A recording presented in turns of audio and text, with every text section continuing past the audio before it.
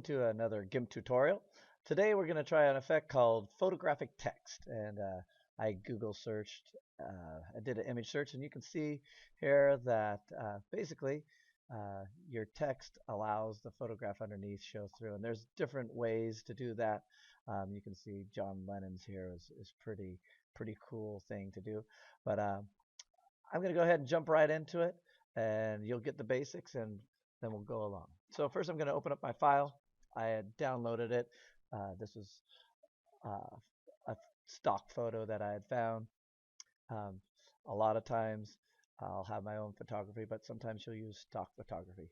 In either case, sometimes you'll find that the photograph looks pretty good. And so I have here a forest that is kind of in the fall or autumn type of transition.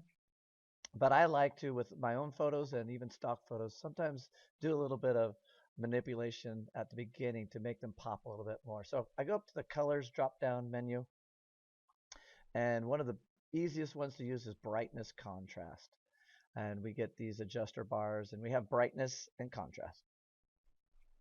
And so if I pulled it up, it actually brightens it up, but I think it washes out the color. So typically, I'm going to probably turn the brightness down a bit, and then I like to turn the contrast up. And I don't know if you can notice on your screen, but I definitely can tell that now I have a picture that really pops and looks really good. So I'm going to start out with that, and then from here, I'm going to go down, and I have this button here that says create a new layer. So I'll simply click that. And hopefully in a moment I'll see a new layer pop up here. My computer's running a little slow this morning. And here it is. It typically defaults to transparent, but you want to make sure it is transparent because that's going to be important later on. So I'll press OK. And at this point, we're going to be working with a tool called our gradient tool. And so over here, I'll click on it. And if I double click on it, it gives me some options and sees things. Now, I was playing with this earlier. Usually you'd have your foreground and background colors as black and white, but I had switched them already. But you would simply double click, and I was trying to find a kind of yellow because I see some of the yellows in this autumnal type photo. Maybe I'll change it slightly, give it a little bit more earthy brown. And you can pull any of these sliders to get the exact tone that you're looking for. And so I'll press OK. And then the other colors I noticed a lot were some of these reds. So again, I'll make some adjustments. Maybe I'll make it a slightly more orange, or again, you can pull it around any which direction. There's lots of ways to get the exact color you're looking for. All right, so I'm going to press OK. I'm going to zoom out by holding Control and rolling my mouse down. And at this point, you want to make sure that your shape is linear, and when you double click on your colors over here, if it's not saying foreground to background RGB, you want to make sure that's selected. I've already selected that, but that's very important for what we're going to be doing. All right, so at this point, when I click my mouse and drag across, it is going to create a gradient with the colors I chose. And I haven't let go yet because I kind of want to see where the yellow and orange kind of mix. And so depending, if I let go right here, you can see it goes right through the middle. I'm going to go Control Z, and you'll notice if I start from the top and scroll down, it comes from another angle. I think it's important to try some different things. So here I'm even going to just start in the middle and pull to the side. And so you'll want to play with your gradient tool to get the exact look. But anyways, I'm going to go ahead. I'm going to actually go top to bottom and just see how this turns out because I haven't tried that before. But I do want a little bit more orange, so I'm going to pull this up slightly. And I think right about here, my computer is going slow, looks pretty good. So I'm going to let go. And at this point, I'm going to go back to my layers window, and so I find that up here. And right now, I cannot see the photograph underneath. And so I'm going to make sure I'm clicked on my gradient, and I'm going to turn the opacity down. Oh, I want it to give it a kind of a haze over the top of my forest. So I want to know what's underneath somewhat, but not too much, because the text will reveal what's underneath.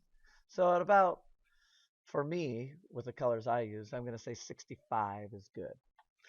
All right. And so really the next part is choosing our font that we want to use. And so I'm going to go to my text tool, and I'm going to double click that because it gives me a whole bunch of options. Um, you'll want to find a nice chunky, thick type of font to use because you want to be able to see through it. So if you use a thin font, you're not going to get the effect like we saw in the example. So um, I fortunately had gone, and you can download all types of fonts um, for free from the internet and just do a simple search. But if you don't have those free fonts, there's a few that are a little bit thicker. I'll try to use one that you have. And so you probably have Gill Sans Ultra Bold. I'll go ahead and click on that. Um, and the color, I'll just make white for now. It's really not going to matter. Oops. And sure. I'm not sure what just happened there. But okay, my computer was glitching, but I'm going to say okay. All right, and a nice large size, depending on what you had. We can always change it later. Um, one thing, I've already changed my spacing too. So this is usually default at 0. That's going to be important in a second. So I'm going to go ahead and click over here. I like to use all capitals for this because it's just thicker and chunkier. But depending on what you're doing, you might want to try something else. But I'm going to say, oops, and I did not use all capitals because my caps lock was on. All right, so here I wrote autumn. I can already see that maybe I want it to be larger, so I'm going to double click, and I'm going to just increase this because I want it to be nice and large and be able to see through. All right, so about here looks good, but I want my spacing to be closer. I need the letters to almost overlap. So over here, you'll notice this AB with the lines. That's the spacing. And as I click that negative numbers, the letters get closer and closer. So I want them ultimately almost touching and overlapping slightly.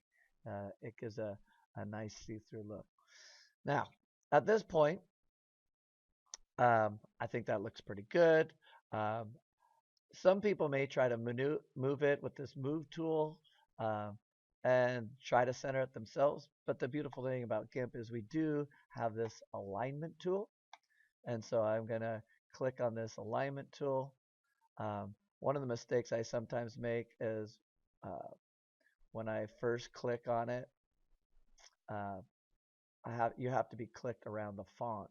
And so I'm going to say I want this centered, and you see it adjusted slightly, and I want it aligned top to bottom.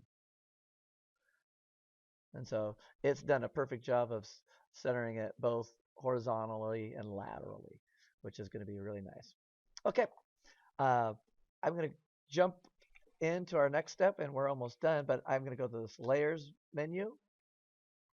And on our text, I'm going to right click and say alpha to selection. And that simply, you'll see the marching ants around my text. And that means it's selected that area. I'm actually going to close this eyeball and go to my gradient layer. Make sure you're clicked on that. And at this point, I'm going to press delete.